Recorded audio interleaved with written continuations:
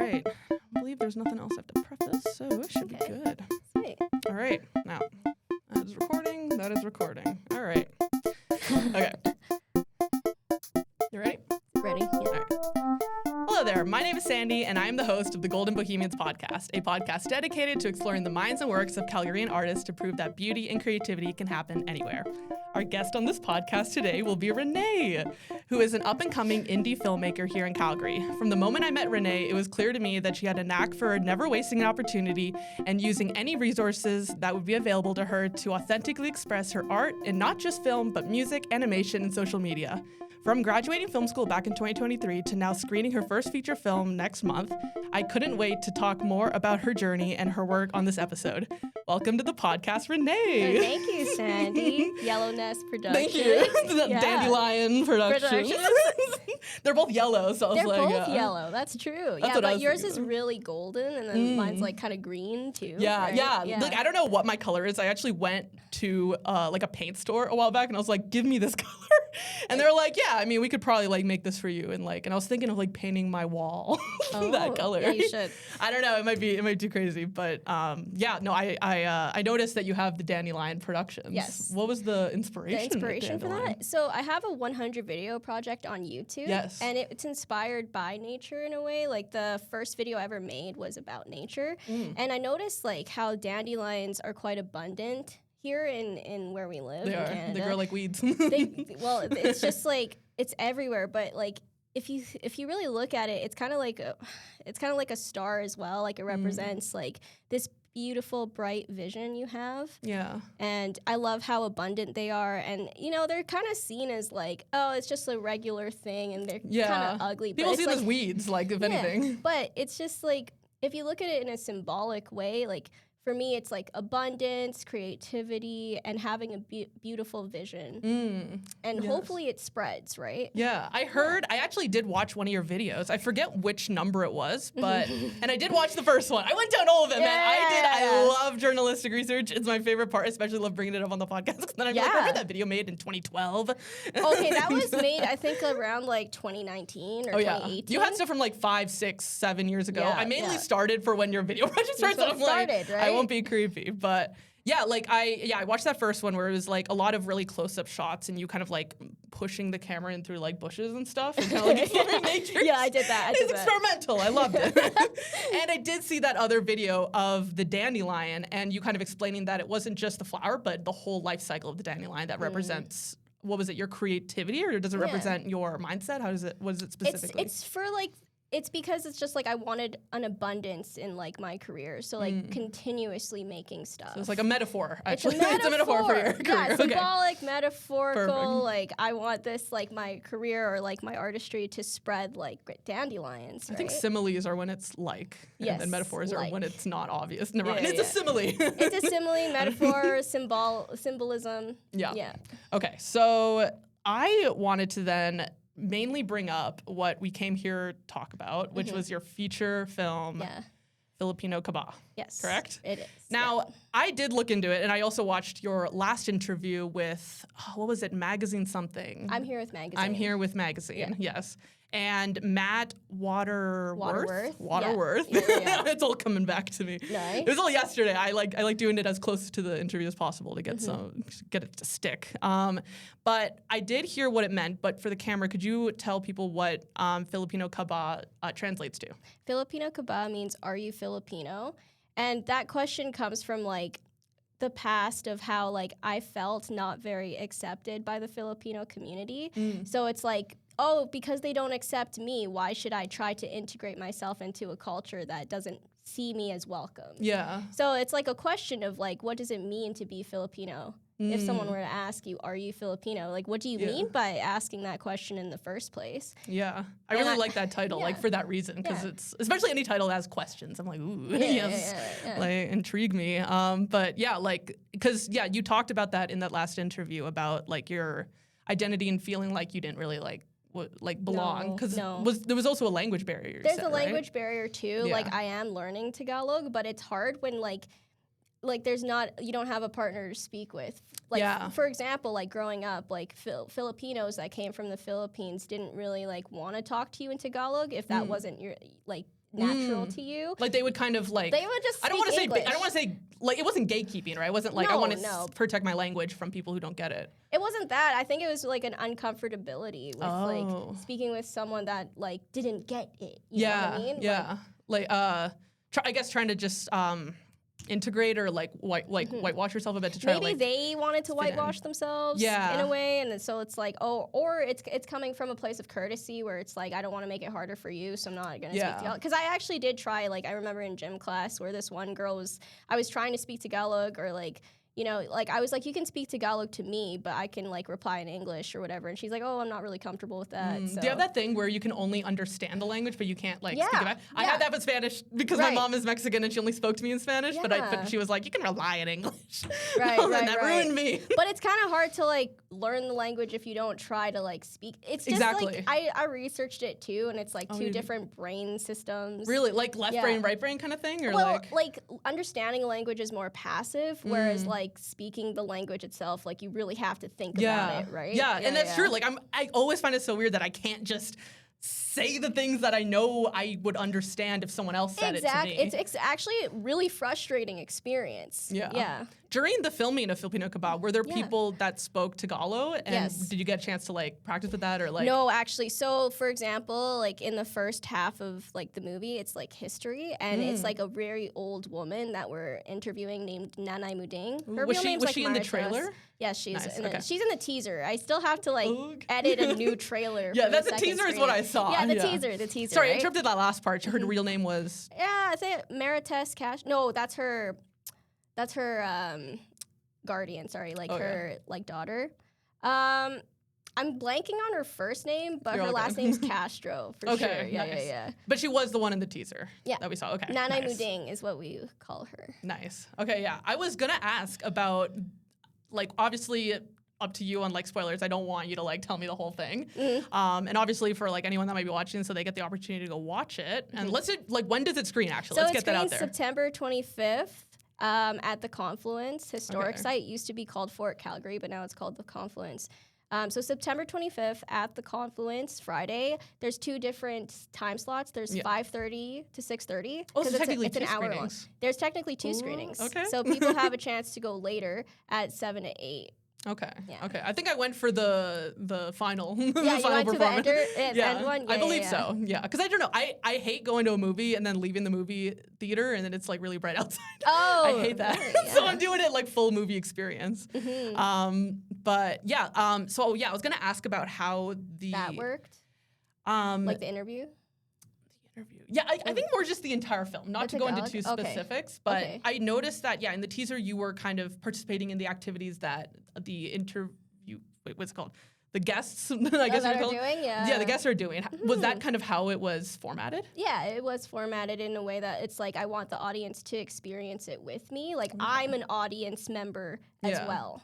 Okay. Yeah. Okay. So you're like learning. Like I'm learning through the people I'm interviewing. So in a sense, you're like a character in the documentary too. I am a character in the documentary. Okay. Yeah. Because I would say it was easier to kind of go in that route of like from my understanding of it, it's like I'm leading it or like I'm narrating it. I'm the narrator of the documentary. Yeah. But it's not so much like my experience, it's all of these other people's experiences and I'm learning what it means to be Filipino for them because I felt like they fit the ideal of being Filipino more than I did. Interesting. So it's like what do they have that I don't kind of situation. And like kind of learning from them. Yeah, and learning from that. Okay. Well, I don't know if I can even ask this because if that's like the conclusion of the documentary, did you find you like learned like something specifically from them that you'd want to share here? That can't isn't a spoiler. I learned that it's not as complicated as I made it out to be. Like the integrating with your own culture. It's really not that. It's not that like complicated. Like if you want to learn about your culture, then just do it. Yeah.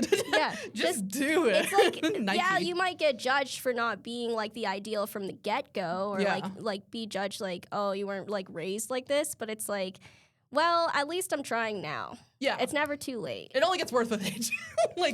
People would, I think, I don't know, there are some people that are judgy, at least from what I've had when I visited Mexico, or I've had other people who live here who come from Mexico, or just people that are just like fluent in Spanish, you know, Yeah, and I'll be yeah. speaking my Spanglish, Yeah. and I'll be embarrassing myself. Well, they're gonna call you like don't they say like gringo? Gringa, yeah, gringa. Gringa, because, Yeah. And I hate it because I'm like, no, like, I'm brown in Canada and I'm white there. Like, what the heck? So I kind of understood, like, and that was the reason I wanted to, like, talk about the film on the pod, is because I, like, relate to that. That's awesome. Yeah. Yeah, and the fact that, as someone who's not Filipino, like, I relate to it in a different way. But also, I know that Calgary has a pretty big, like, Filipino community, at least in film. Like, I meet a lot of Filipino filmmakers. Yeah. Like, I'm like, and it's a good thing. Like, I want to, like, see if, I don't know, like, what was the word? Like, I want to see, I don't know, like, people get involved, like, as much as possible. Like, because did you get involved with other Filipino filmmakers when expressing themselves? Like, in the behind the scenes? In the behind the scenes, honestly, like, it was mostly me and my friend Winston that was, like, part of the production team. We did have, like, Gabe Staley, which was, like, he's, like, half Filipino, half white. I think I know him. You do know him? Yeah, he was from my graduating class. Yeah. So he's also a cinematographer as well, but he color graded it. And he said he really liked the movie as well. And, like, he had, like, his certificate. It was like, oh, I'm so happy he was part of this. So. That's really good. That feels good as the, like, director and, like, producer, like main head of the production, when people can come to you and be like, hey, like, because you took the time to create something, like, now I'm feeling good. Yeah, exactly. Well, my friends from, like, high school and junior high also participated in it. That was the Kids in the Philippines section of the movie. And, like, it was nice to have them express, like us express our culture together, because it's not something that we do often, you know, like, we're very westernized in this, but it's like, it was actually nice to, like, learn with them, like, tinikling and wear barongs and wear like the traditional clothing together, and, you know, express our culture in that way and learn about that. That's really awesome. It was so fun, the tinikling stuff. Yeah, the dancing. And that was like one section of the document, like multiple parts. It was, yeah. Okay. That was honestly, like, my favorite part.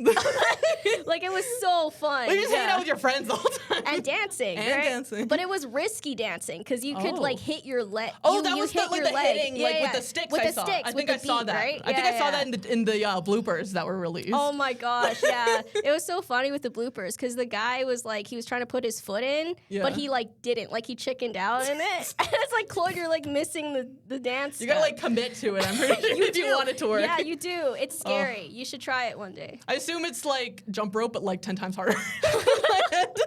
Because there's, like, 2 people watching you, and then, like, sticks. Yeah, you have to go on beat, too. Like, the stick thing is not as easy as it looks either. But it's with music, right? So technically... I forgot if we put music. I think we actually just were counting it, and then I edited music over it. Oh.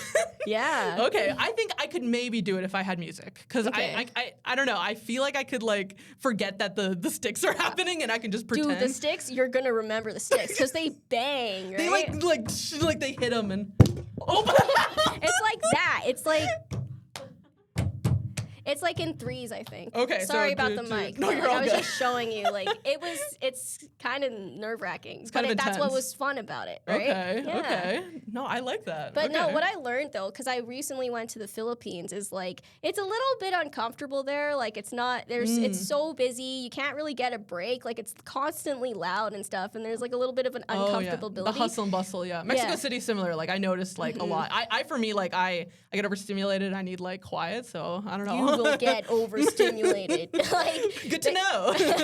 Like, they constantly have, like, jingles going. Jingles, like street performers, like playing and like stuff? if you're, like, passing by, like, the street market, they'll be like, come over to our gift shop, and it's like in Tagalog, like sellers. It's like, libre Okay. paligay. Like, and it's just, like, constant, and it's just over and over again. I don't know how they don't lose their mind listening to their own advertisements. Yeah, I get the same. Like, again, in Mexico in the morning, they would have a car that would drive through the streets and be like, what do they say? Like, refrigerators, we got... they would just, like, list out stuff they're selling. Milk and water. And they would have a speaker. And then, like, you would think, like... Right. Like, the purge was happening. It was terrifying. But I was like, yeah, we get it. You're selling milk again today. Like, yeah, we know. Yeah, exactly. So, yeah, I get that. But, okay, yeah. So, you were talking about how you went to the Philippines, though. I did. And it has been over a year now. I believe you celebrated the first... anniversary of the screening or the wrap? I guess it was the screening, August 15. Yeah, nice. It was when we did our first screening, and it was a beautiful experience. It was like overwhelming joy that I experienced. And it was full, right? It was a filmmaker's dream. Dreammaker's film. Dreammaker's film. It was a filmmaker's dream come true. Yeah. No, I'm so jealous. As a filmmaker, I don't bring a lot of filmmakers on here because I usually bring people that are better than me, and so filmmaker. You're pretty good. You're pretty good yourself. You're really good yourself. Thank you. I appreciate it. But you did have a sold-out theater. I heard, did. Yeah. From the grapevine. It was the help of the community and definitely my parents. And it's everybody that was in the film also wanted to see it, and then they brought their friends and family. Oh, nice. But it was so amazing to see different parts of my life come together, seeing my state instructor Matt be there, and then my brother-in-law be there, and they walk into the same theater, and it's you would never see them. Is this a dream? It's cool though. It's really cool to see so many different people in your life come together and support your film. Feels like a crossover episode. It's such a crossover episode. Yeah. I love that. How did you do the advertising for the film? Advertising? Because you obviously did really good. Because you reached out to me and you were like, hey, I got this film screening. And I'm I've been meaning to interview Renee, so let's do it. Yeah. So obviously, and I mentioned this earlier, that you have a really go-getter attitude of I need to. When I got something, I gotta show people, tell people, I'm not gonna hide away. I'm gonna go on a podcast. And wasn't always like that though. I was pretty secretive at first, because I didn't know if I was with film. Everything? My identity as a filmmaker, I was pretty secretive. I didn't really want to tell people that I was into this stuff. Right, being scared of saying I'm a filmmaker. Yes, because people are just gonna roll their eyes and be like, "You're not good enough to be a filmmaker," and it's why? Is it because I'm a lady or I'm young? Is it because I'm a woman? A woman. Exactly. It's they don't really take you seriously. But then it's well then you walk the walk and you actually make stuff. And you're doing it without any permission. Yeah. You just do it, right? So what was that change then? How when did you go from I don't want anyone to know me, I don't want anyone to know what I'm working on to let me tell you what's going on the Golden Bohemians podcast. Okay. I tried to do pharmacy assisting, probably when I was around your age. I don't know if you've disclosed. I'm 21. No, okay, I was a little younger than you at the time. So I went to pharmacy assisting, and I've completely bombed it. At school, I was good, learning it and everything. But then when it was the actual practicum, the pharmacists were jerks to me. Shit. Well, one of them was pretty straight up. The other one was a little bit more duplicitous because I've never heard that word before. Ooh. Okay, wait, she was two-faced. Yeah. Duplicitous. Keeping that one. I actually learned that word from a film instructor. Oh, did you? Rhett Miller. I love that. Shout out. Shout out to you, Rhett Miller. Anyway, So anyway, the pharmacists were really I don't know. I didn't really want to assist them. You know what I mean? As the pharmacist assistant, you were like, no. I don't know if I agree with this authority. So I was bored though. It was just a very boring job. I couldn't imagine myself doing this for years and years for 8 hours a week, 5 days a week. Out of curiosity, what this has nothing to do with your film stuff. What got you into the pharmacy stuff? Originally, what made you want to first go into it? Yeah, just the practicality of it. It was everywhere there's a pharmacist, and I could get a job. Yeah, and I'll do film on the side. But it's I still wanted to do film. It's not pharmacy was the thing anymore. Yeah, yeah. So now pharmacy on the side. Pharmacy's not. No. Pharmacy's not even there anymore. It's completely done. That's totally fair. Yeah. Because I don't know. I had the little kid dreams of I want to be a doctor, but I'm not cut out for a doctor. High pressure environment. You come in here, I was nervous. I was I don't know if I mess it up, I'll get fired. But so you go into that kind of just it's gonna be chill, and then during you find out you're you're not into it. It's a waste of time. And then was the leaving process, or no? I think during the interview you said something about failing. Something you failed at some point. Okay, actually, I feel not to put it so bluntly. I think young people can I'm just speaking from my own experience, but they're afraid of failure, and I actually see that in schools because I also work at a school. Oh, but nice. they're afraid of failing, and it's in a world where it's like so many things can do things for you, like technology can do stuff for you, it's almost like we've desensitized to like trying things and being okay with failure and stuff. Yeah. But I think we need to fail in order to know what's right for us and what's not. Yeah. No, I totally agree, especially with like the AI conversation. Like, I don't know how you feel about AI, but oh man, this was actually at like a panel, I believe. So I did learn something from it, but it was that anytime you decide to use AI in some way, you have to also remember that skill that you're using AI for, you're technically getting worse at. Oh, every really? time. Well, slightly, little by little. Like every time you use sucks. AI to generate an essay, you're a little less good at essay writing because you're not practicing. Exactly. So maybe it's not as intense as I first phrased it, but it doesn't like help you build skills, you know? Right. So yeah, like that same idea of like people are scared to fail because a lot of times machines can just succeed for you.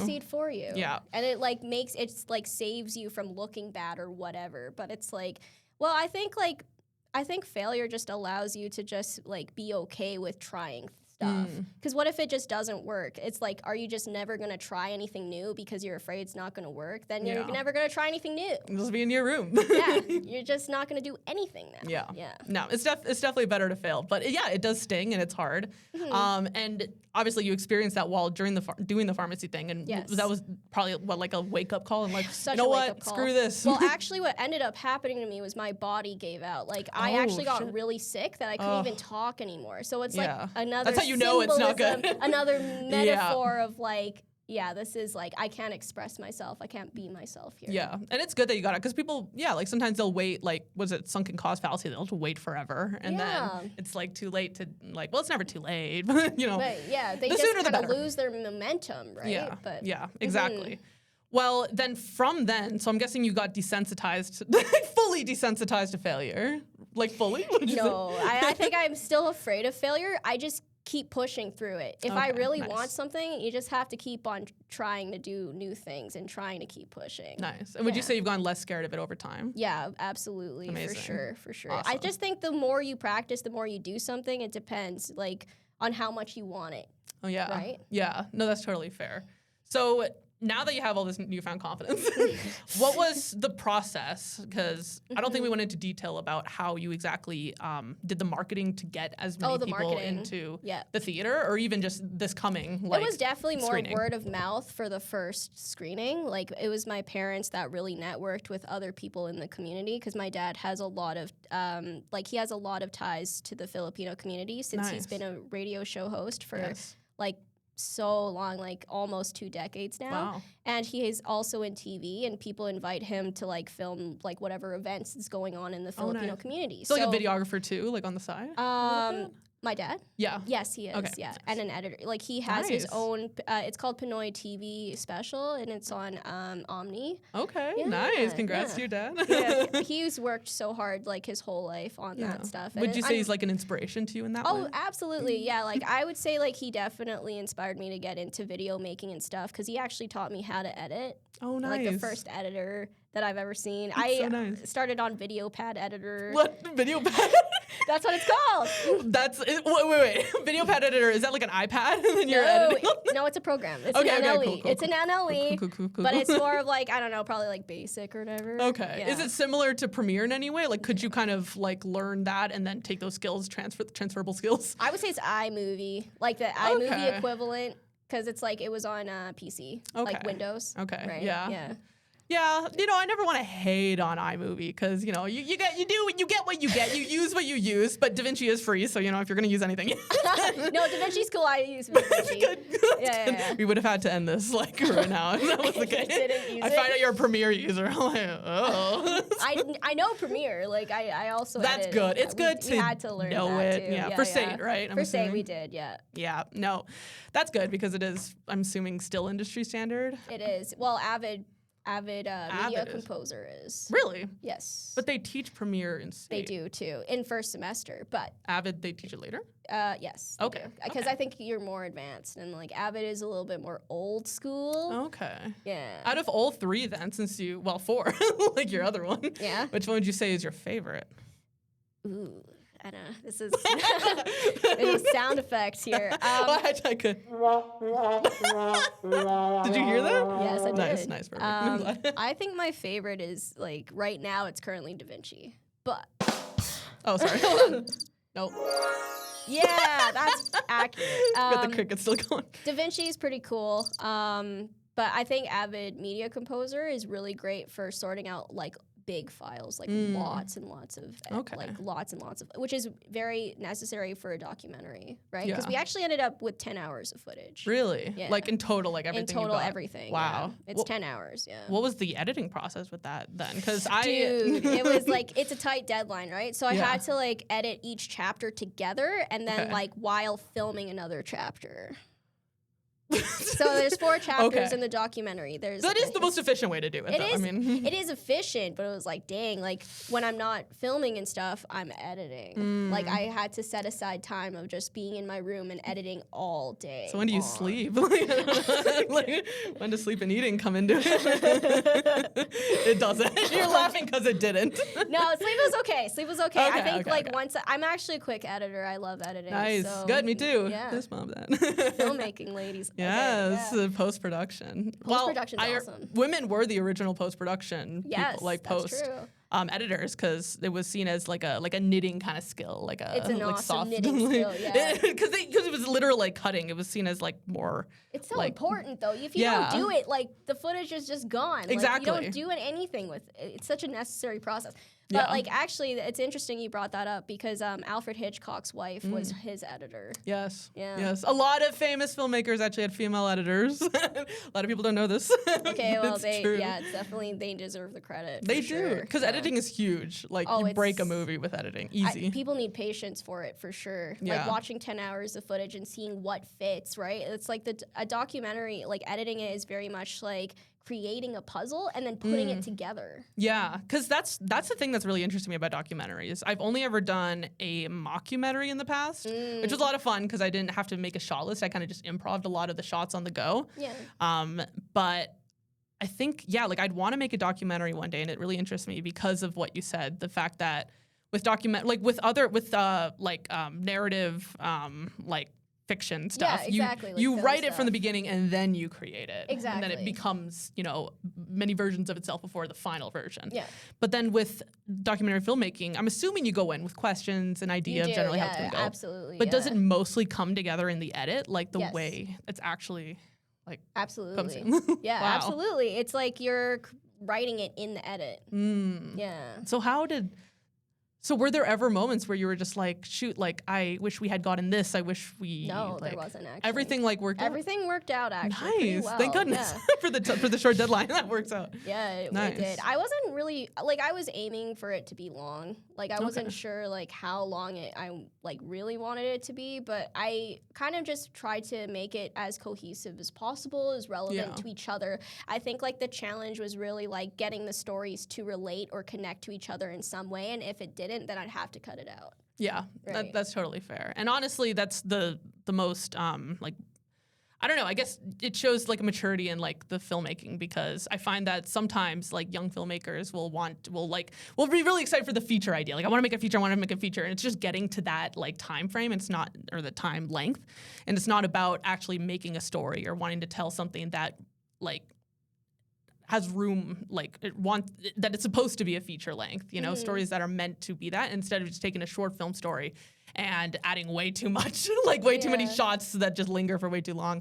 Yeah, all that stuff. No, man, it could get boring real fast if you do that, because you can't get too attached to anything that doesn't serve the story, right? Exactly. Murder your darlings, they say. But that's what's hard about filmmaking sometimes, because it's like, oh, what if you took like hours to get this?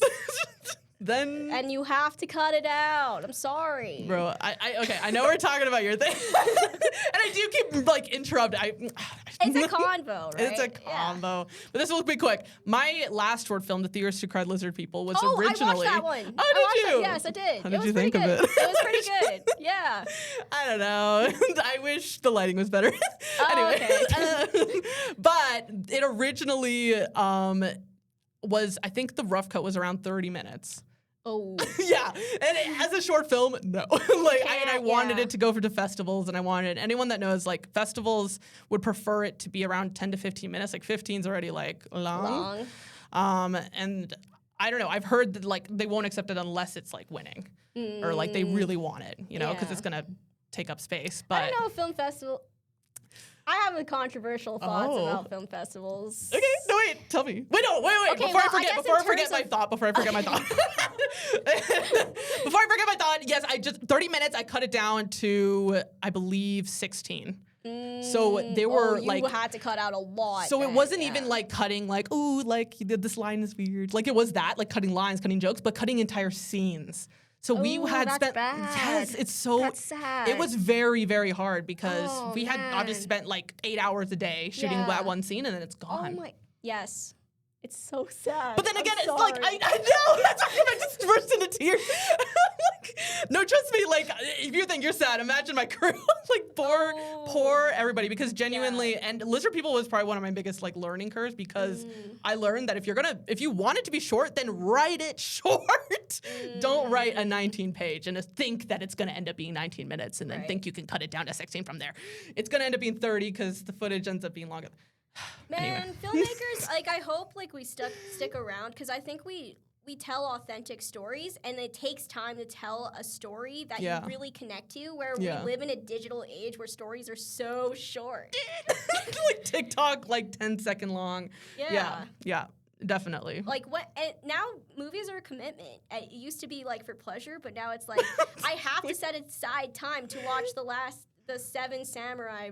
Yeah, you have to. You know what I mean? To book it off in your calendar. You really do. You have to actually like commit to it, but it's so worth it at the end of the day. You were saying something before I like kept on. I bulldozed your thing, and it's for my story. Here, get a bit closer. Yeah. There you go. Thanks. Right into the microphone. You were saying something. What was it though? We keep jumping topics because we're just talking about. I was talking about like cutting. General. Like I was talking about how I need to cut it all down. Yeah. Sorry, I shouldn't have interrupted you. That was no problem.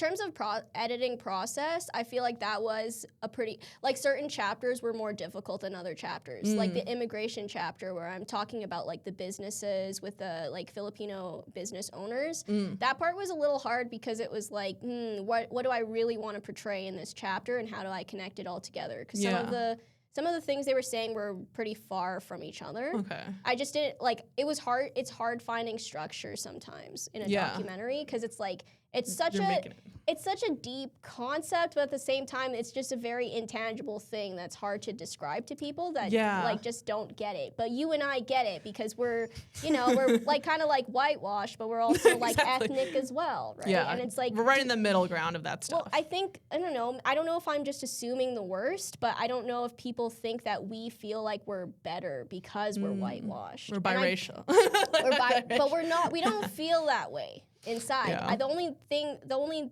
time that like any type of resentment comes from that is when they kind of treat us differently. Yeah. I almost wonder if it's like a combination of like resentment to like the majority, like the people that are like the main culture that maybe you like immigrate to, and you're like, well, like you see someone like you be different from you in the way that like is the other culture that I don't know if I'm explaining that right. I think it's maybe it's the change of like, oh, I'm not used to this. I'm not used to seeing like you know, like a Filipina filmmaker. Shouldn't she be a nurse? So it's controversial, but like, you know what I mean? Exactly. Yeah. And as someone, I guess, because pharmacy stuff is kind of like in that medical field, so you kind of like left that the stereotype. I really tried the stereotype. It just didn't work for me. It just wasn't you because you're a different person, you know?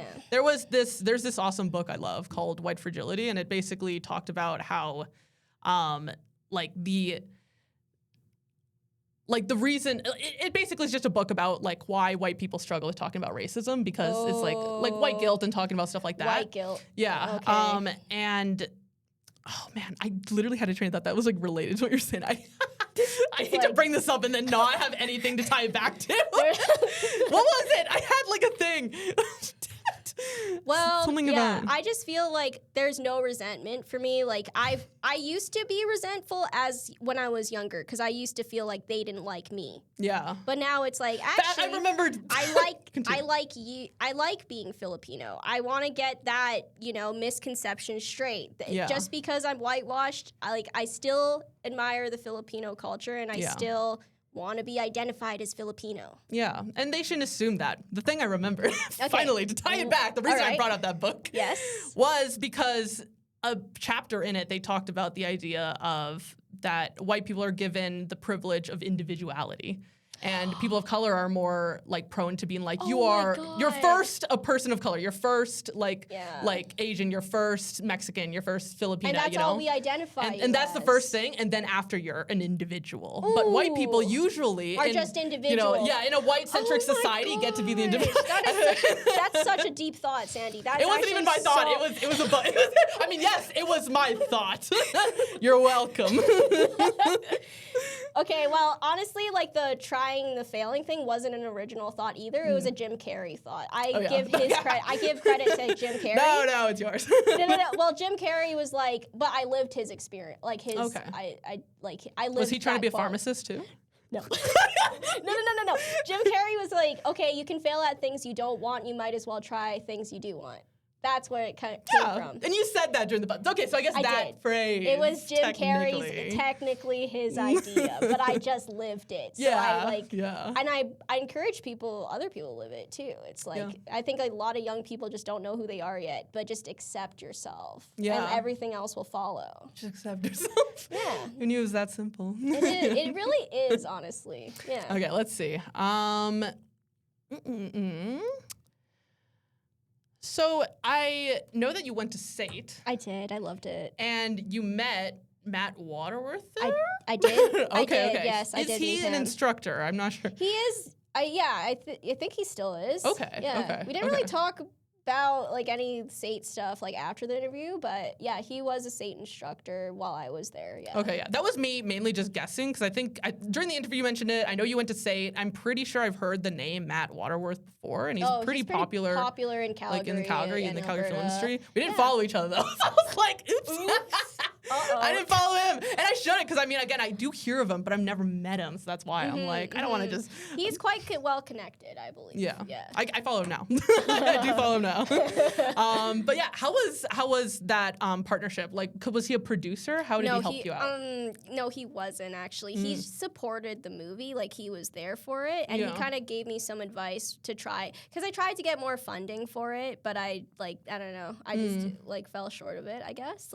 The amount of funding we had was enough. Yeah. But yeah, he's helped me just kind of like get the word out there that Filipino kebab was like, a real thing, and nice. We had it on Instagram, and we had that picture up for a while, but a lot more people saw the movie through that, saw that it exists through him.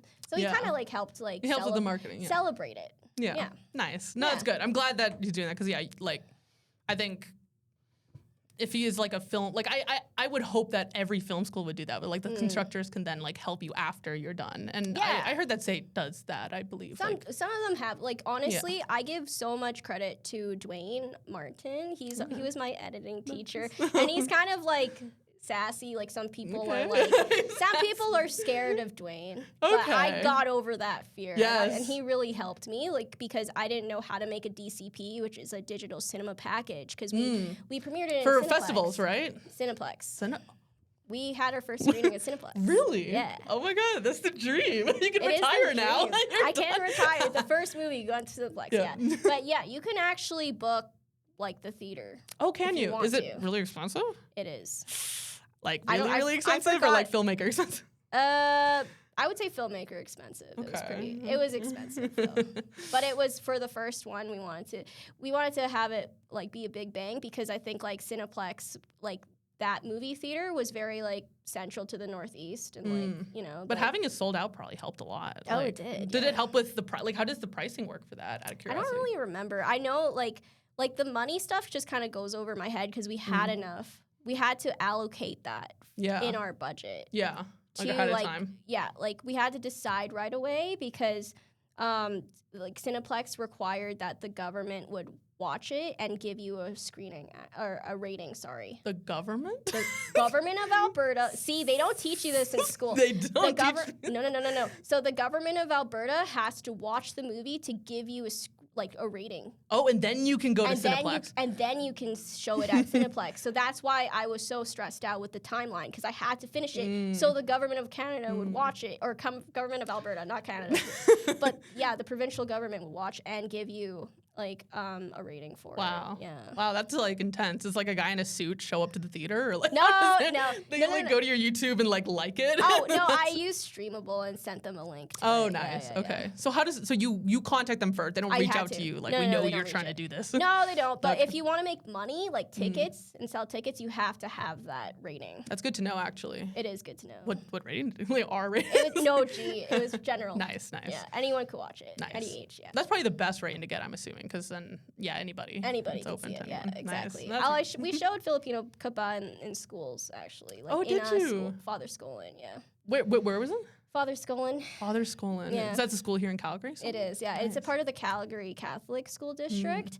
And I tried to like kind of like pitch it more, but it's like, I don't know. There's a lot of bureaucracy in schools. Like they have to really like vet it out and stuff. Yeah. So I guess, it's gonna take some time to like try and spread it out to more educational like places, but I think that's where I want to really go with this documentary. No, that's huge. Like especially like showing it in schools. Like I feel like that's like ground zero before becoming famous. It's like school, like children learning your name. Yeah, children are learning about it. But you're part of the curriculum. That's how you get it. I want to be. I really do. Yeah. I was forced to watch Good Will Hunting, and that was part of the curriculum. So what was it? Oh, what was the guy's name? The director. We were forced to learn his name so we could put it in that card. What was his name? I forgot. Whatever. Good Will Hunting, but I tried to finish that movie. You haven't finished it? No. Sorry. It's kind of good though. Okay. Like, I mean, some movies I get it. Like anything Quentin Tarantino, I'm sorry. Like I'm sorry. Oh, you don't like Quentin? I haven't enjoyed any single movie he's made. Burn, dang. And I don't know, maybe I'm forgetting like a movie I watched that I've hit, but I just don't know what I'm missing. Like, I watched like Once Upon a Time in Hollywood, I believe. Oh, don't start with that one. Well, there you go.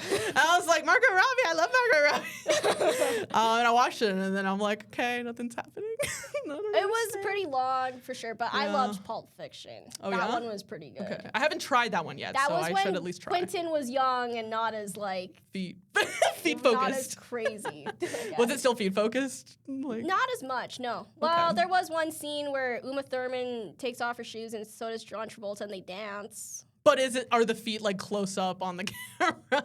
Can you see the bottoms of the dirty feet? I was just uncomfortable because it's like, okay, I get it if she's wearing high heels, but it's like, why do they need to take off their full shoes for this? You could totally do that dance move. You could totally do it with shoes on. We know what you're doing, Tarantino. At Tarantino, we know what you did. But Pulp Fiction was actually really good. Okay, yeah, okay. All tied in together. You know what? I will be open to watching it now. Definitely. I'll at least watch Pulp Fiction. Don't go with the newer movies because I think he had more maybe had more inspiration when he was younger. Yeah, I don't know. I was worried that's gonna happen to me. Like I will run out of inspiration. I will run out of the magical spark, and then it's it. I think some filmmakers get better with age. That's actually, you know what? That's actually a good fear to have. Like, it's actually a relatable fear because it's like, do some artists get to their peak and get scared that they'll never make or create anything as good again? Because I feel like that's a realistic fear as artists. That's terrifying because I always want my next thing to be like infinitely better than whatever I did, like the garbage I did before. And then you can't just do it again because it's like, I believe I can make like a more fun. Yeah, and I believe so too. I mean, again, I still believe you're just at the beginning. Like, I don't think this is you're peaking here. No, I want to continue because honestly, documentaries wasn't where I wanted to really like go. Like, I learned I was good at it in school. Okay, that's how I knew about. I actually had no idea I could do a documentary. Documentaries are awesome, but they are pretty fun to make. Too, as well. I'm surprised you didn't go in. So you didn't go into it wanting to make a documentary, or was like just originally that's not your device for storytelling, your chosen device for storytelling typically? It's not, but it's actually like it's what catches audiences nowadays. Like, I think people want true stories nowadays, right? With all of like the internet stuff. Like, what are you more likely to watch?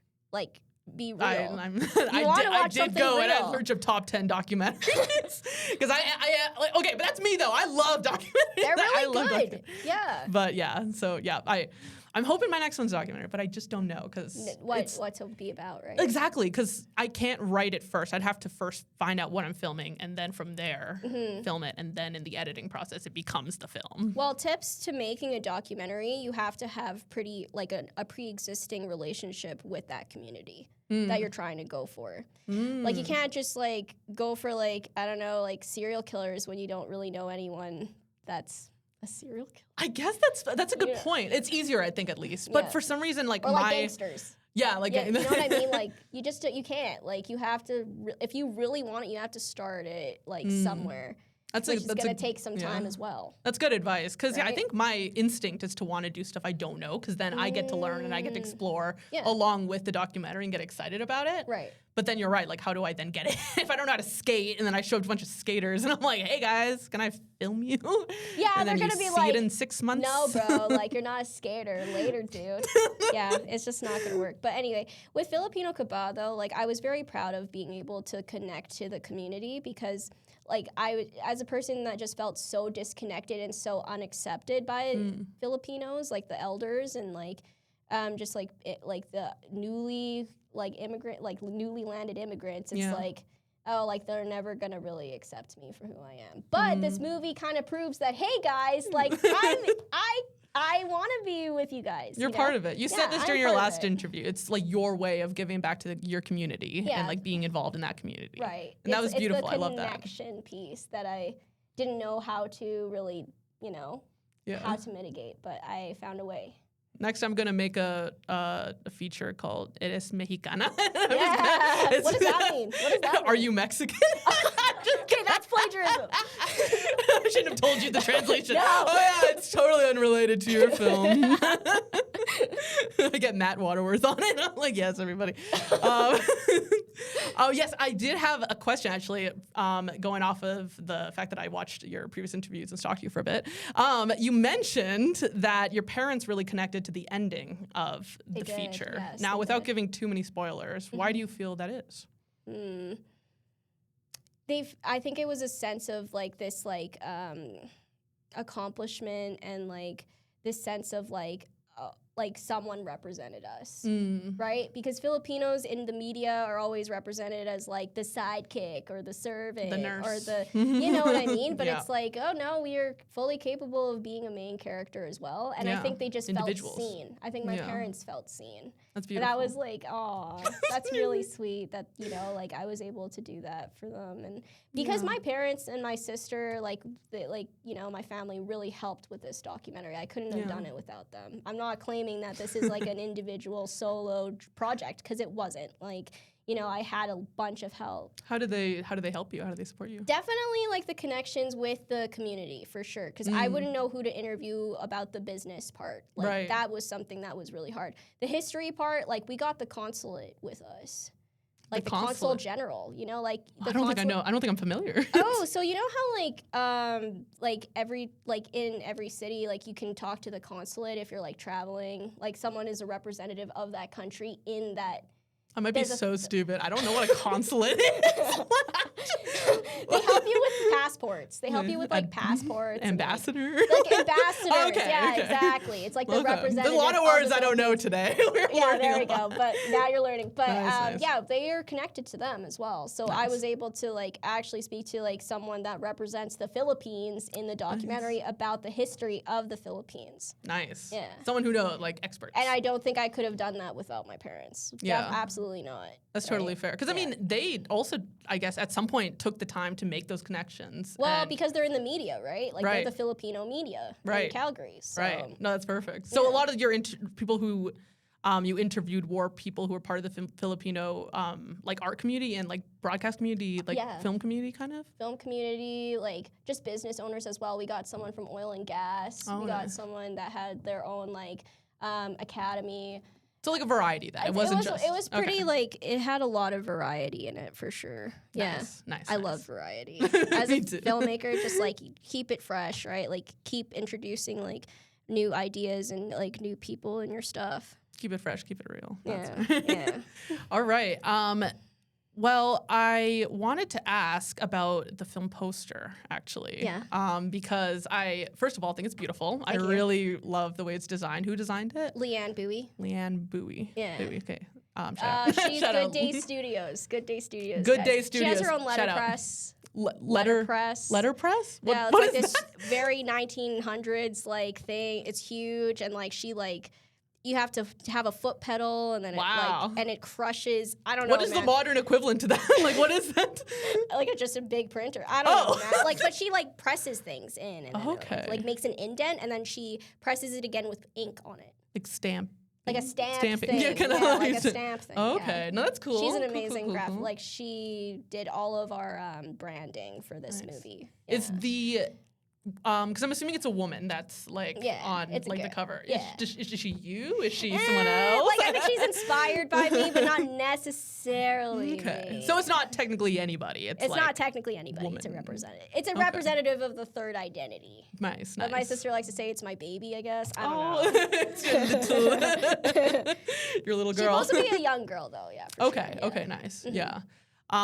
And I asked because obviously we can't see her face because it is Yeah. covered by a Canadian flag, I believe, and yeah. and the lower part is I'm assuming it's the Philippines. the yeah. Philippines flag. Yeah. So Yes, I love the cross. I just love combining things like that. I love it too. It's like Yeah. it was like the artsy kind of like, and the way it was like shooting up, kind of like a light almost. Yeah, I'll you probably got an put it. I'll eye. probably put it up for those watching the podcast as a visual medium. Yeah.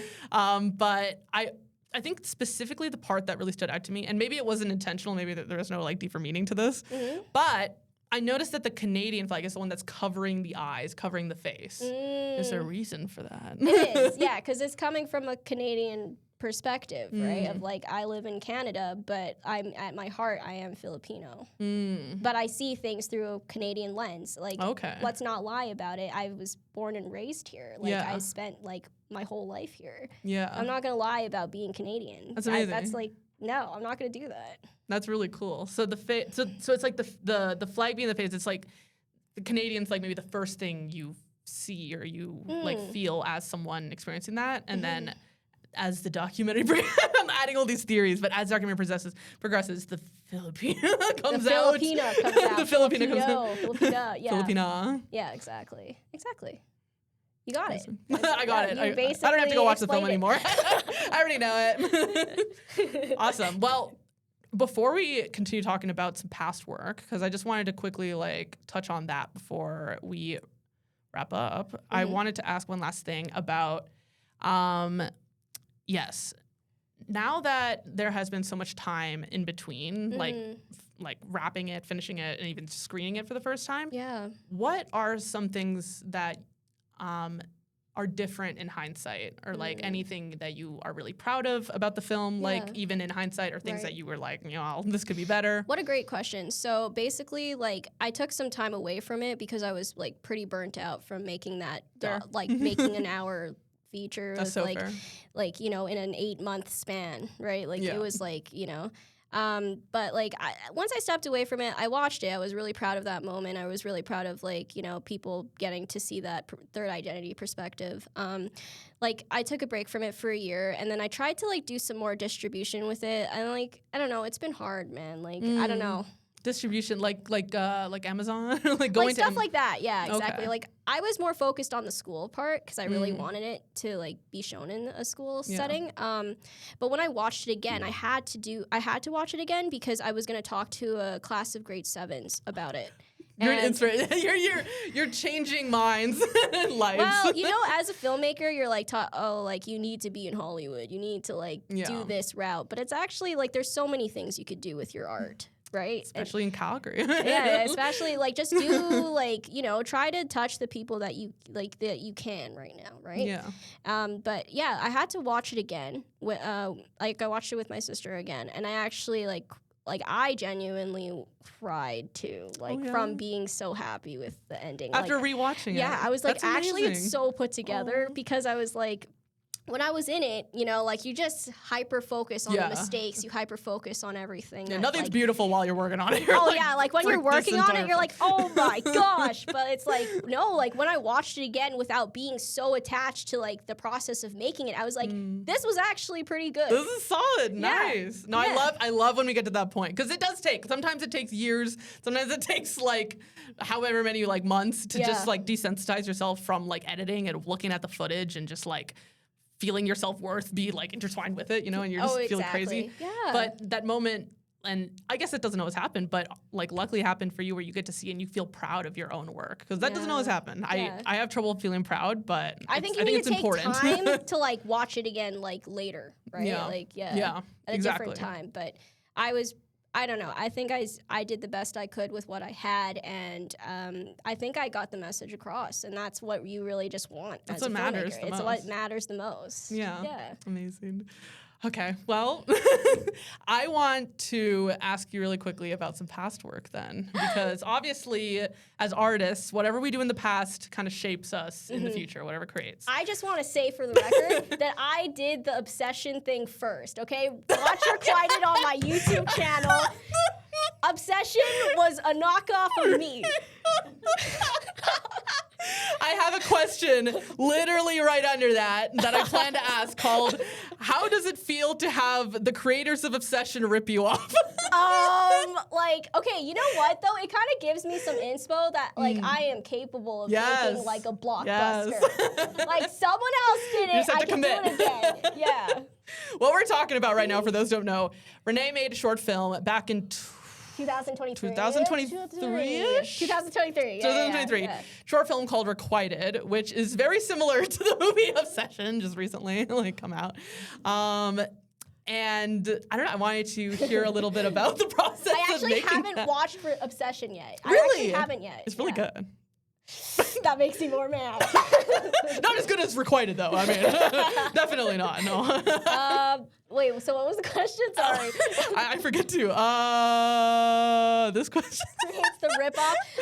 Honestly, I have mixed feelings about it. I'm not that mad, like genuinely not that mad, but I think it gives me some inspo that I'm capable of making like a story that a lot of people could like actually be into. Yeah, I technically already did ask you that. It's Sorry. kind of funny how like, oh, like I'm speaking as if like I had a hand Yeah, in it. And I just really did. I think it's a coincidence. It's probably one of those like. But probably. I mean, there's always a little chance that this guy watched my movie and was inspired by it at least. I'm like, oh. Okay, I should have got a little credit. Yeah, you know, at least a comment like, hey, this is so great. Yeah. Whatever. We won't take that personally. Wait, so since you've seen both, like, how similar is it really? Oh, okay. Well, similar enough that like you thought of the similarities and I thought of the similarities and I wrote it down, like thinking about the similarities. I think the ending is different. I think honestly, no, I don't know the ending. Don't tell me the ending. No, I won't tell you the ending. Okay. It's really good though. You have to watch it. Okay, I will watch it. I know and I it will ripped make you a off. TikTok about this. Do it. And talk about like the differences. Oh yeah, that's. Actually, this is like so off topic, and I'm probably gonna forget what I was gonna ask. Here, I'll put this here so I remember. Okay.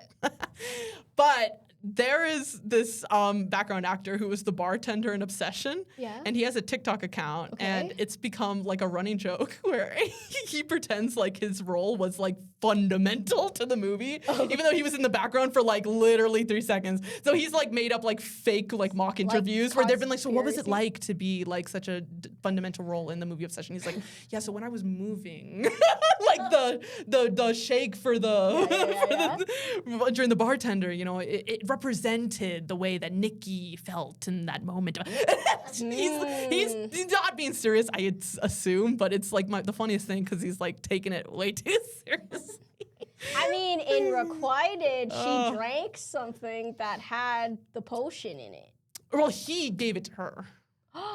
Right? Yes, like in your thing. In my thing, he snuck it in. Yeah, he snuck it in, which is like similar to like Obsession. I don't know how much you know. I don't know. Have you seen any? I haven't seen anything of it, so. But not in the same way as it's similar in the sense that he takes away her autonomy. That's the vibe. Okay. And yeah, honestly, yeah. yours kind of represents the evil version that Oh. people view obsession as. Because I think a big discourse is that like, oh, like I don't know how much you know about obsession. You know, like the general plot of. Yeah, I think I just know that spoilers. like. Honestly, I haven't watched it yet. I just know that he like tricked her with witchcraft, which is what happened. Do you know how he did the witchcraft? A wishbone, right? Yeah, like he snapped something. Yeah. And that magically made it so it's the thing. So yeah, like he just she's just like wished for it, right? Yeah. So a thing that a lot of people are like debating about is that like, oh, is the main guy a bad guy? In yours, he's pretty obviously he's the the bad guy. By he's the very end, we have bad, that little smile into the camera. It's demented. Yeah, man, yeah. So that's kind of like, oh, she used like it still worked, right? Yeah. So that's kind of it's like yours is obsession, but like more what's it like? More evil. Like he's like it's more obvious that he's the evil one. Oh, I guess. okay. I see. Although it's obvious to me that like the guy is evil anyway, but you know some people are like you know I mean it's okay that he never really raped her, so is it really a bad problem? Oh, sorry, I shouldn't have. Bad. That's terrible. I'm sorry, that was a spoiler. Oh, I mean not really. It's fine. It's fine. Ooh, that's dark. What was the inspirations for your film? For Requited? Yes. I just really wanted to make like kind of like a horror psychological. I don't know if it's really horror, but like I wanted to do something with like a witchcraft thing because I like witchy stuff. Men controlling me is a horror film to me. Yeah, I do not like that. No, I don't. I was Anyone scared. controlling you is kind of freaking scary, right? Exactly. Yeah. Yeah. But that was more the inspiration. I just wanted to do something cool with like witches. Yeah. Like something spooky. And it's like, you know, like one of the things is like you never wish for love, right? Yeah. You're not allowed to. That's like one of the 3 rules. You can't bring people back from the dead. Yeah. I think wish that for was love. the inspo. You can't Well, wish for more Requited wishes. was an interesting thing because actually what the backstory behind that one in Saint is like I really worked hard on my pitch that I really wanted to do. And it wasn't accepted by the teachers. Oh, really? So I was like, no. Like, I want to make a short film. Yeah. So I'm going to make a you're short gonna film. do it. Nice. I'm going to take that equipment. And we're going to do it with my classmates. Yeah. And get it so done. That's it. That's Yeah. awesome. Again, I don't want reinforcing what I said at the beginning. I'm very opportunistic. That's perfect. For sure. And you got to be as a filmmaker. Like you got to be like Yeah. looking for and not waiting for again like the permission to do anything. You just do it. Yeah. Just do it. And you probably learn stuff from getting to do the film and like Yeah. having something like to put on what's it called? Resume. I don't know if Yeah, that it went into one film festival. It was like nice. Hex After Dark with the Screen Fest. Nice. Yeah. Okay. Yeah. Well, that's not any film festival is like Yeah. nice. Right. Well, along those lines, I believe it was posted as one of your 100 videos It was, yes. for your video Yes, project. it was. Yeah. Okay. Tell me a little bit about your 100 video project. I know you mentioned it earlier, but what was the goal with that? Was it a challenge? How was it? It's so I could be committed to like making more videos to become a better filmmaker. The idea was I was going to finish the project and I would make a feature at the end of it. But it wouldn't be a part of the 100 video project. It just feels like I'm prepared now to make a feature. Right. But then I ended up making a feature before I finished the project because that's just what happened. I mean, you were ready then. I guess I was, but I still want to finish my project. I'm on video 70 now. That's wow. Like working on video 70. That's pretty crazy. Yeah. So yeah, that was kind of like my goal for like, because I just had a birthday. I don't know if I should say my age, but You don't have to. But happy birthday. Wait, thank you. Happy late birthday. When's your birthday? Ooh, Excuse me. yeah. Close or nice, not close to yeah. yours? No, it's close to my friend's, Adam's. Oh, okay. Yeah. Okay. Anyway, so it's like one of my Should I goals. be saying my birthday? Is that doxing me? Is that technically doxing? What's doxing? I don't know. I think it's when you like tell the internet, like Someone's gonna stalk you now about your information birthday? that could like take your identity. I think. Oh, or, shit. like, Well, we or don't. also just hurt you. Your But also- birthday is not. It's actually February 14th. Yeah, I lied about. I'm sorry. I shouldn't have asked on. Okay. I can beep it out. It literally yeah, doesn't. just beep it. Just beep it out. Beep it. Just beep it out. I actually just want to beep. That's why I did. 100 video project. So Yeah. was it a video a day or a video a month or how did it so work? I tried to I actually got really into it in COVID. That's when I really started to try and make a video every month for Nice. it. If I want to finish it before my next birthday, I'd have to make at least 2 videos a month. at least. Okay. I mean, 2 videos a month isn't undoable. It's true. At least, though. But, like, some of those months I'd have to do 3. 3. Yeah, so it's like, ooh. Well, if you need help, Oh, let me know. I'll take you up on that offer, yeah. Because my favorite one. You have a favorite video? I do have a video. Oh my gosh, this is so exciting. And it shouldn't even be surprising because this one was like really awesome. Okay. Video number 67, Bob Ross paints 6'7" mountain. Thank you. I love Bob Ross. Okay. I was like, oh, I clicked it and it was like so accurate. You're wearing the wig, the clothes. For those who haven't seen it, and everyone should see it. Everyone should see it. Renee dresses up as Bob Ross, like the full getup, and I believe it's like a 6 to 10 minute long video. I don't even remember. 16 minutes, 7 seconds. 16 minutes and 7-second long video. Yeah. I will never forget that now. Where she pretends to be Bob Ross. Then paints a bunch of 6'7" like on a canvas. Yeah. Inspired by this kids I work with. Oh, was it really? Yeah. Because I wanted to ask you about it because I noticed that it's kind of like Bob Ross, but like after hours. He's he's a little like an angrier version of Bob Ross. It's the frustration of having to deal with children. Yeah, because I noticed that's like, oh, and here's another 6'7", what a surprise, and he's like really mad. And I'm like. It's a nice twist because Bob Ross is always soft. And he is very soft. Like, soft spoken, and very calm. So it's kind of nice to like get mad as Bob Ross. I was waiting and praying for the moment where you like whack the devil out of it because he always whacks the devil out of it. And instead, I think you did like scrub the devil out of oh yeah, scrub like it. on the paint. Yeah. I love that part. Thank you, I know you watch Bob Ross. I'm assuming I had to watch it. Yeah, nice. Yeah. I paint too. So. Oh, nice. Yes, I did see that you not only filmmake, but you also like what is it? You can play guitar, I believe. Yeah, guitar, a little bit. Ukulele. You sing. I do sing, yeah. And you animate a bit Oh, on your YouTube. Animation is such a beep. Yeah, it's like, it is so hard, man. Like, I have so much respect for people who can do that. I don't have the patience You for said animation. beep, but I'm just going to put a beep. Yeah, it's crazy. Like, you have to, like, draw frame per, like, the way that I did it, it was pretty old school. Like, I drew it frame per frame, and then I just kind of, like, copy and pasted the stuff that was, like, similar enough. Oh, wow, okay. And then, like, move it a little, and then draw it, whatever, again, nice. right? Okay, so it wasn't like, I mean, yeah, I noticed it was obviously, like, simpler, kind of, like, stick figure kind of vibes. Yeah, stick figure vibes. But I still obviously respect that because it's, like, to me, stick figures in, like, any kind of art, no matter, like, how, like, basic or how, like beginner level, like, it's better than AI. Oh, totally. AI's made my standards go to 0 because now I'm like, I love everything that a human makes because a human spent time on it, a human put effort, and what was what were typically the vibes for animation? Like, what would make you want to do an animation video versus like a live action? The thing about animation is you can make anything happen. You just draw it. You don't need many actors either. You don't need any actors. You don't need like set deck. You just draw everything. Okay. So I think that's what you could do if you find like it's hard to like portray something is you could draw it. Okay. Yeah. No, quick tip. Good it's tip. Just another medium.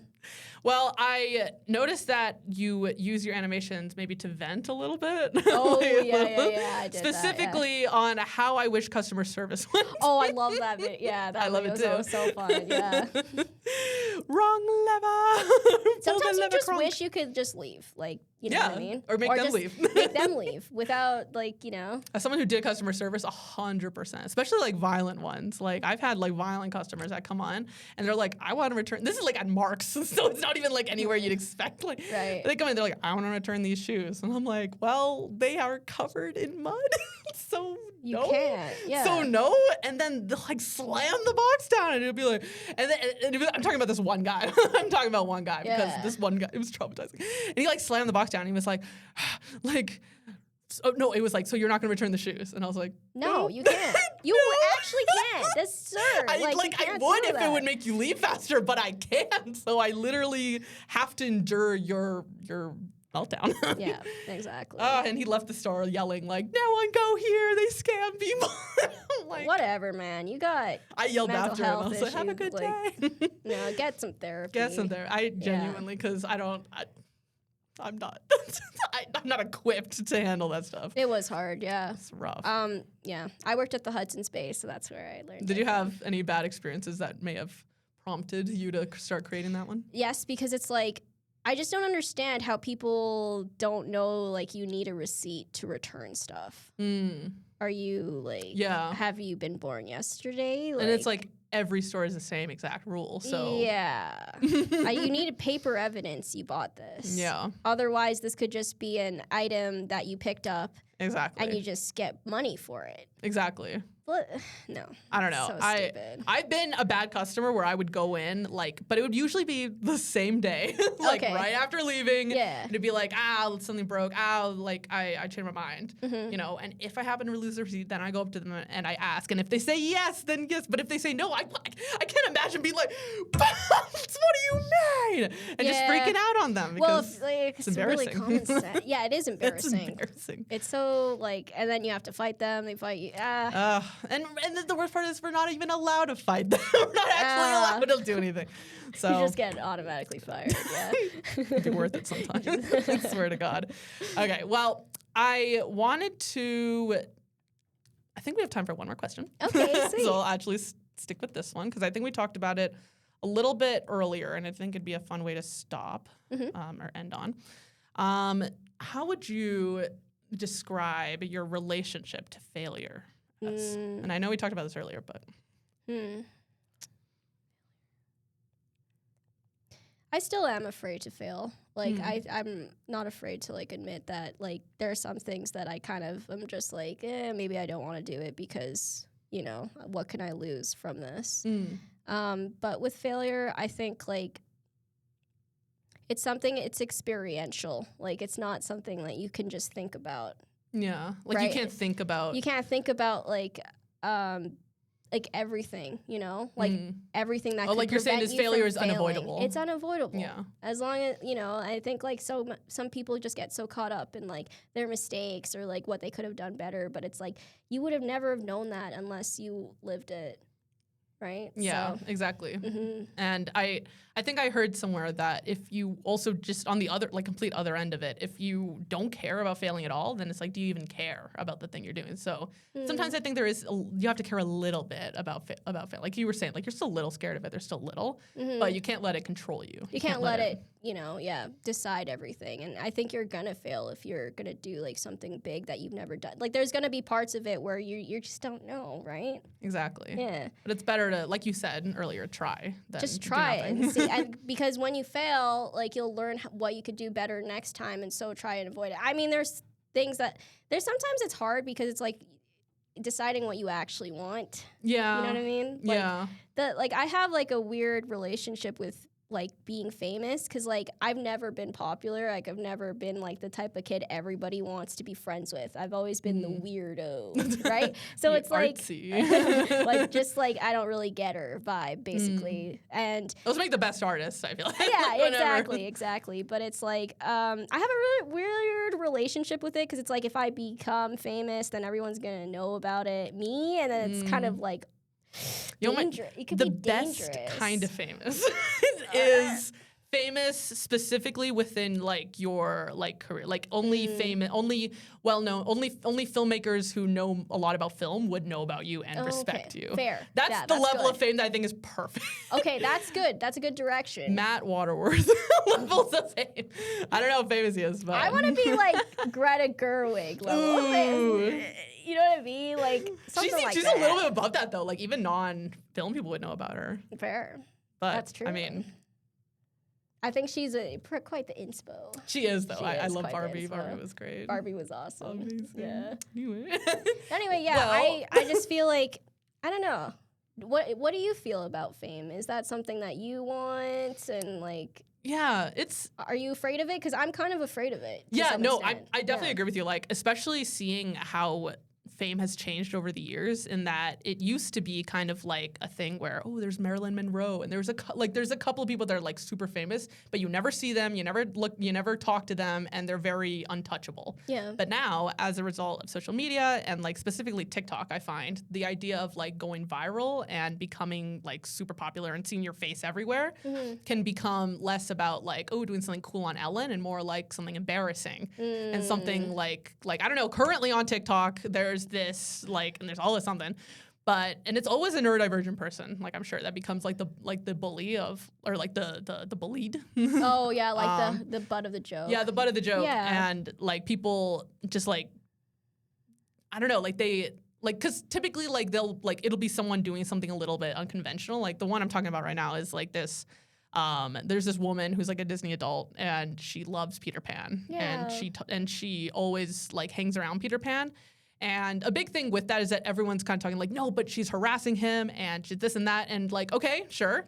But at a certain point, all of us, like millions of us on TikTok being like, she sucks, like, what is her problem, like, blah, blah, blah, blah. And I don't know, I have a tendency to, like, go down on, like, people's, like, entire, like, pages and just, like, try to get a grasp of who they are as a person before I comment anything or before I form an opinion. And, yeah, I just see, like, a lonely person, if anything, just someone who happened to get, like, really attached to, like, the character of Peter Pan and uses Disneyland as a coping mechanism, I think, if anything. And like, again, like maybe she'll do something crazy and then it'll be like, yep, it was justified to hate her. But I don't know. I think fame is difficult for me because, I hate the idea that everyone would know, like, what's up with me and everyone's judging me. Yeah, and man. Like, for example, like, let's take Olivia Rodrigo and her album, like, amazing album, but everybody knows it's about Louis Partridge. Like, do you want to be in that type of level of fame? I don't know. It's just such a tricky concept for me. Yeah. Because to an extent, we have to kind of get validation from other people so they'll watch our movies. Especially with, like, film stuff. I feel like within the film career, the idea of, like, potential fame is a conversation that happens. Like, that never happened with accountants. Like, we're never like, exactly. What are you going to happen if you take off? Like, you know, like, I think it is, like, something that, like, is brought up a lot within, like, indie, even just indie, like film places. Like, because, I mean, obviously, statistically, we're not all going to make it. But, yeah, like, I find it interesting that it's a conversation that can be had quite a few times because I find it interesting and it changes a lot depending on I think it's stuff. Not as glamorous as people make it out to be. It's actually quite dangerous and it affects your mental health to know that all these people are judging you. Yeah, like a little bit. Yeah, I don't know. It's just so crazy. It's too much. I don't know how people get that many like I don't know, bad comments or like you know, like, it's like, what did they do? I don't know. I don't know. And I'm just waiting for the day, like I'm out in public and I'm walking weird and someone films me and then YellowNest Productions. Yeah, YellowNest Productions walks weird. I'm like, oh. I don't know. That's the last thing I need. But in a good way, though, and you know you kind of made it. And you get haters. For walking weird. No, but you know you kind of have a level of fame when you get haters. That's right? true. That's true. That's a good point. Do you have any haters? This one. No, not haters, but it's more just like, people are like, maybe like not into the stuff I make, which is fine. You can't please everybody, right? Yeah. It's impossible and exhausting, and it's more important to please you. Please yourself. Please yourself. Your friends. And well, maybe not even your friends might not like your stuff. Yeah, knows, that's right? rough. That sucks when that happens. That actually hurts sometimes, though. So much. When, I'll be, like, showing a guy, like, a film I made, and he'll, like, look at his phone during, like, oh, okay, we're done. We're done watching it, and you can actually ear blocked. Oh my God, I know what you mean. Yeah. Anyways. But it's nice though, like with your podcast, like you're able to like interview different kinds of artists. Like do you mostly focus on film?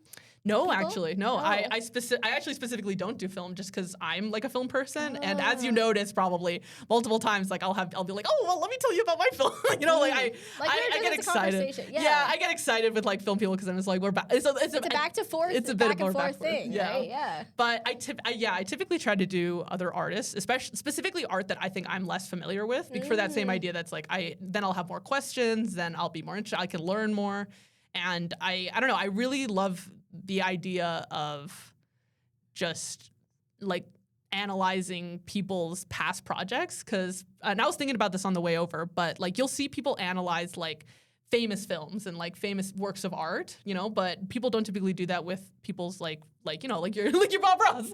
Like I don't know how many times people have been able to come up to you and be like, hey, I loved it. I love that one Bob Ross like video you did, 6'7". Because it's like I think it's more personal, and it's like as we're like indie artists and we're still kind of like starting out, it's kind of like not many people see it, and I like bringing up stuff that people usually wouldn't bring up on like once we've of course already talked about your main film. Filipino Kaba was really an amazing experience for sure. I absolutely cannot wait to watch it. I'm so happy you bought a ticket. Thank you. Of course, because and also we didn't even mention this on the podcast, but my sister was involved as the animator. Was she the sole animator? No, like Leanne, like the other graphic designer that did the poster. She also animated, and like the cinematographer also did a little bit of like Adobe After Effects with like visual like it's kind of like graphic design that was moving. I kind of forgot. It's motion graphics. Motion graphics. Okay, yeah, nice. No, yeah, I am dying to see it. It's on the 25th of September, you said. Yes. 7 p.m. for me. Yeah. And then 5:30 to 6:30 is the other option. 5:30 to 6:30 is the other option. Yeah. There'll be tickets on your bio? How can we find you? There's tickets on my How bio. can people find you and your work? If you'd like to watch Filipino Kaba, the documentary, the tickets are on ShowPass, but you could also find it on my Instagram. What is your Instagram? It is. How do you spell it out? Yeah, let's spell it out. Filipino Kaba document. I think it's like _documentary. Yeah, Filipino Kaba _documentary. All right. Yeah. Filipino Kaba _ documentary. Yeah, that's where the tickets are in my bio for sure. Nice. Awesome. Anywhere else you'd want anyone to find you? YouTube? Oh, YouTube, yes. It's 100 Vids by Ren. And if you just search up, you think it'll come up? Yeah. YouTube's weird because you can search up things and it'll be like, no. You'll search up the exact like short film name and it just won't like come not up. There, yeah. Whatever. It's okay. It's cool. Just watch my movie. Yeah. That's the main thing to take away from this. Let's just remember that. Yeah. All right. Well, I really appreciate you having on the podcast, Thank you, Sandy. Renee. It was great to be here. It was so fun. It was amazing to hear about your experience in talking about the feature, because again, like features are like they're a huge feat, and like especially like I believe Matt like pointed out that like right after leaving film school, it's not common that you always see people go straight for features. Just go for it, yeah. And it's awesome that you did it. I think like us filmmakers, we need to try to like break out of the short film mentality. Like just go for your feature, because that's you join the club. You know what I mean? Yeah. It's just so long. I'm just so scared. I haven't made one. I haven't even written one. Like I don't know why, but like short films are my like go-to. They are, and maybe once I feel ready. Yeah. You're gonna do it. I think you're gonna do great, and I'll watch for sure. 100%. Thank you. I really appreciate that. Yeah. Thank you for having me on. Of course. This is called Golden Bohemians. Yeah, the Golden Bohemians podcast. Sweet. Yes, I never know how to end these, and I say that every time because it's awkward. I don't know how to. Goodbye, everyone. Goodbye. Thank you for watching the podcast with Sandy.